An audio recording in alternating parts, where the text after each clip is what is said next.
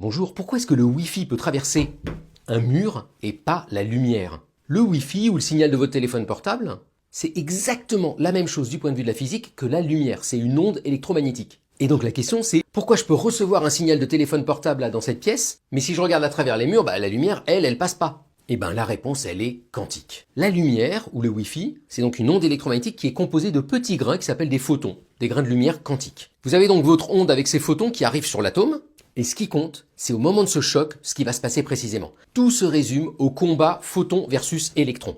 Alors si on prend justement le photon d'une onde Wi-Fi ou d'une onde de téléphone portable, le photon, il n'a pas énormément d'énergie.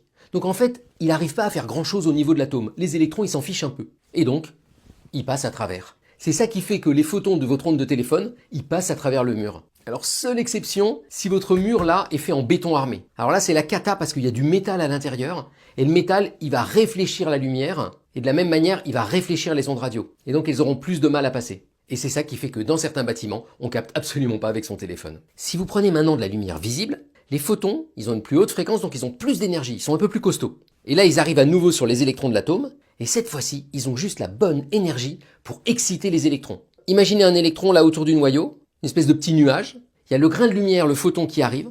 Il tape dans ce nuage, le nuage l'absorbe, l'avale, et ça l'excite.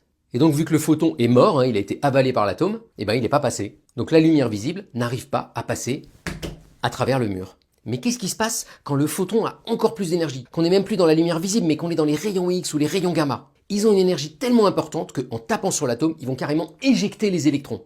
Et parfois même, ils ont tellement d'énergie qu'ils arrivent à taper sur l'atome, éjecter l'électron, mais ne pas être avalés, ne pas être absorbés et passer à travers. Et donc les rayons X et les rayons gamma, eux, ils ont une chance à nouveau de passer à travers les murs. Finalement, il n'y a que la lumière que nous on voit qui va être arrêtée par les murs en briques ou les murs en bois. Les ondes moins énergétiques ou plus énergétiques passent à travers. Alors si vous voulez quand même arrêter les rayons X ou les rayons gamma, par exemple si vous êtes, je sais pas, dans un accélérateur de particules hyper radioactifs, la solution c'est de mettre un mur très épais et puis de le fabriquer dans le matériau le plus dense possible. Et alors là l'idéal c'est le plomb.